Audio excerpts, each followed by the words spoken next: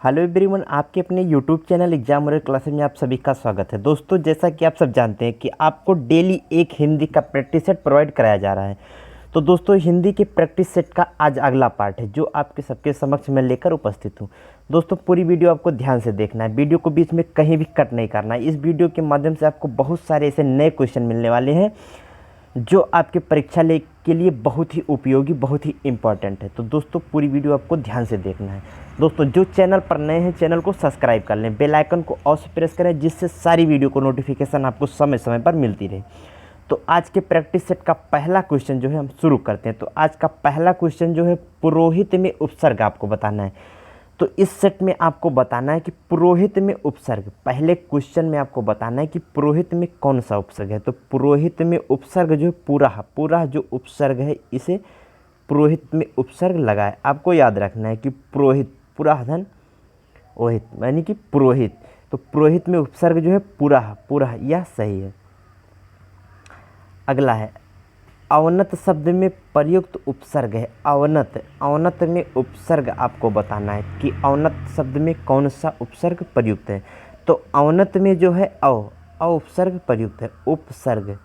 उपसर्ग में जो आगे लगा, शब्द के आगे जो लगा होता है उसे उपसर्ग कहते हैं, और शब्द के पीछे या अंत में जो लगा होता है उसे प्रत्यय कहते हैं। आपको याद रखना है। अगला है सावधानी शब्द में प्रयुक्त प्रत्यय है। सावधानी प्रत्यय यानी कि जो पीछे लगा है, तो सावधानी में प्रयुक्त प्रत्यय जो है यह ई है। सावधानी ई प्रत्यय लगा है सावधानी में। आपको याद रखना है कि सावधानी में ई प्रत्यय लगा है। अगला है इनमें से कौन सा भाववाचक संज्ञा है। आपको बताना है कि इनमें से, इन चारों में से कौन भाववाचक संज्ञा है। तो इनमें से बचपन जो है यह भाववाचक संज्ञा। आपको याद रखना है कि बचपन में सदैव भाववाचक संज्ञा होता है। अगला है शिव का विशेषण क्या होगा। तो शिव का विशेषण बताना है आपको। इन चारों में से शिव का विशेषण बताना है कि इनमें से शिव का विशेषण कौन सा है। तो शिव का विशेषण जो है यह शैव है। शैव जो है यह शिव का विशेषण है। आपको याद रखना है कि शिव का विशेषण जो है यह शैव होता है। अगला है भूतकाल के कितने भेद हैं। तो आपको बताना है कि भूतकाल के कितने भेद होते हैं। तो भूतकाल के जो 6 भेद होते हैं, आपको याद रखना है कि भूतकाल के 6 भेद होते हैं। अब ये 6 भेद कौन कौन से होते हैं, आपको एक वीडियो प्रोवाइड कराया जाएगा जिसमें आपको भूत के पूरे जो उसके क्वेश्चन है उसके बारे में आपको बताया जाएगा। तो भूतकाल के आपको याद रखना है कि 6 भेद होते हैं। अगला है इनमें से अपादान कारक की विभक्ति क्या है। आपको बताना है कि इनमें से, इन चारों में से अपादान कारक की विभक्ति क्या है। अपादान से अलग होना, अपादान का मतलब होता है अलगाव से, तो इसमें से जो है यह अपादान कारक की विभक्ति। आपको याद रखना है कि अपादान आता है कहीं तो अलगाव का, से अलग होना, तो इसमें से अपादान कारक की विभक्ति जो है यह से होता है।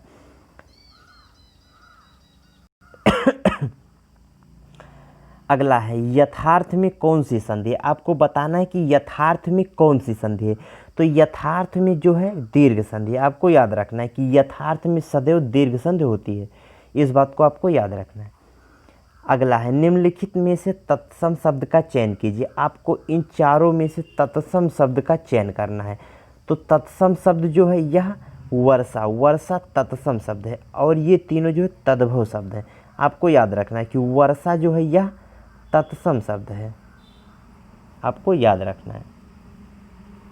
अगला है मतैक में कौन सी संधि है। मतैक यानी कि जिसमें हमने आपको बताया था कि ऊपर डबल मात्रा दिख जाए उसमें सदैव वृद्धि संधि होती है। आपको याद रखना है कि मतैक में सदैव वृद्धि संधि होगी। जिसमें ऊपर ये डबल मात्रा दिख जाए आपको तुरंत गेस कर लेना है कि इसमें सदैव वृद्धि संधि होगी। डबल मात्रा जिसमें आपको दिखे उसमें सदैव वृद्धि संधि ही होती है।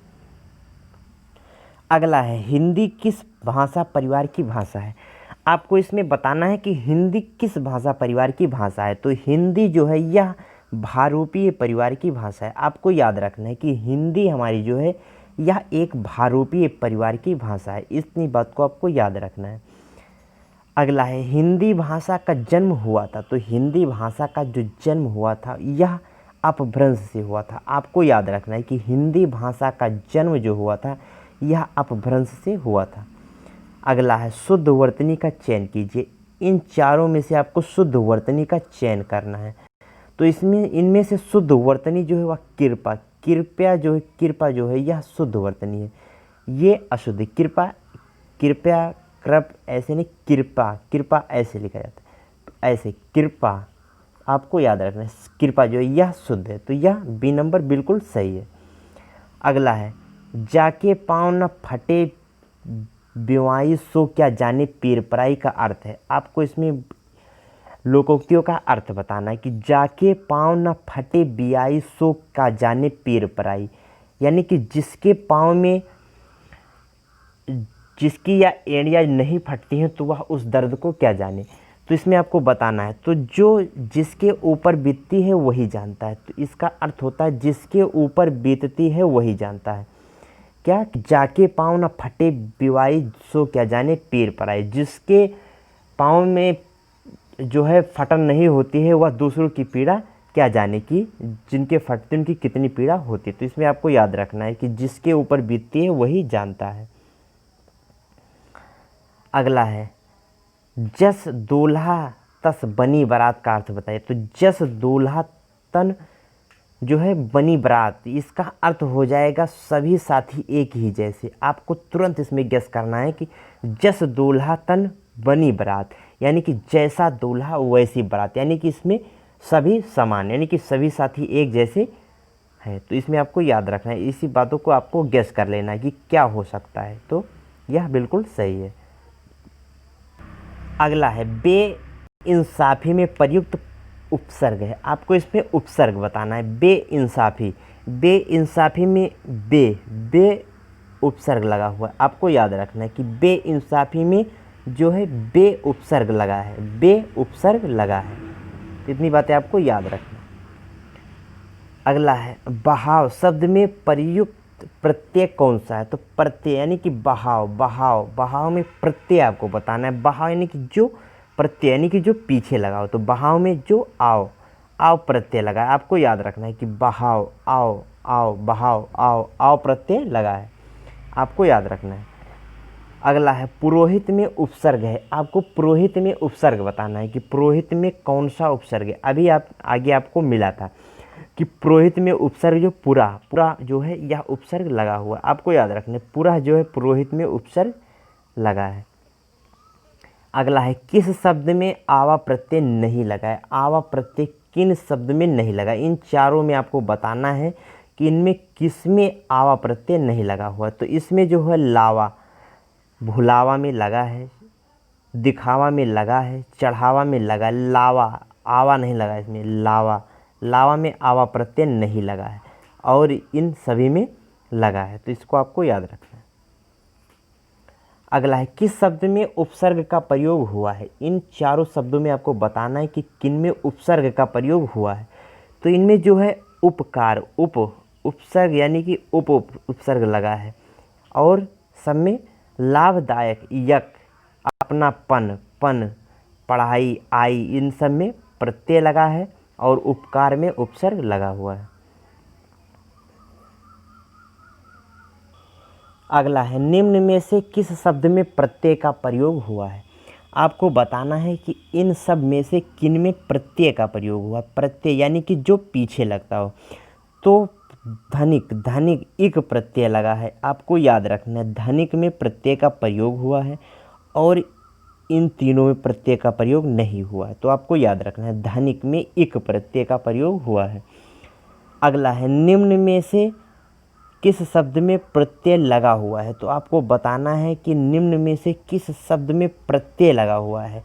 तो इनमें प्रत्यय यानी कि जो पीछे लगता हो। आपको मैं बार बार बताता हूँ कि जिसमें पीछे जो लगता है उसे प्रत्यय कहते हैं, जो आगे शब्द के आगे लगा हुआ है उसे उपसर्ग कहते हैं। तो इसमें जो है जादूगर, गर प्रत्यय लगा है। आपको याद रखना है कि में प्रत्यय लगा हुआ है तो जादूगर में प्रत्यय लगा हुआ है। अगला है किस शब्द में उपसर्ग का प्रयोग हुआ है। तो आपको इसमें बताना है कि किस शब्द में उपसर्ग का प्रयोग हुआ है। तो उपसर्ग जो है आगे लगता है। उपकार में उपसर्ग का जो है प्रयोग हुआ है, उपसर्ग का प्रयोग हुआ है। तो आपको याद रखना है। अगला है निर्वाह में प्रयुक्त उपसर्ग है निर्वाह, निह धन वाह, यानी कि निर उपसर्ग लगा हुआ है, आपको याद रखना है। निर्धन वाह यानी कि निर उपसर्ग इसमें लगा हुआ है, आपको याद रखना है।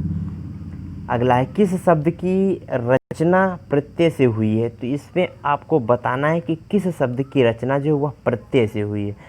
तो इनमें जो है कोई नहीं, ये तीनों अभियोग, अपमान यानी अपमान, व्यायाम व्यय, इन सभी में जो है उपसर्ग का प्रयोग हुआ है, इनमें किसी में भी प्रत्यय का प्रयोग नहीं हुआ है। तो आपको याद रखना है इनमें से प्रत्यय किसी में नहीं लगा है।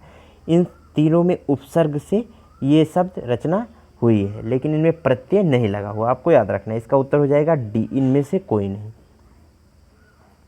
तो दोस्तों कैसा लगा वीडियो, आपको कमेंट करके ज़रूर बताइएगा वीडियो कैसा लगा। और दोस्तों वीडियो पसंद आया हो तो लाइक ज़रूर करिएगा, दोस्तों में अपने खूब शेयर करिएगा। धन्यवाद दोस्तों।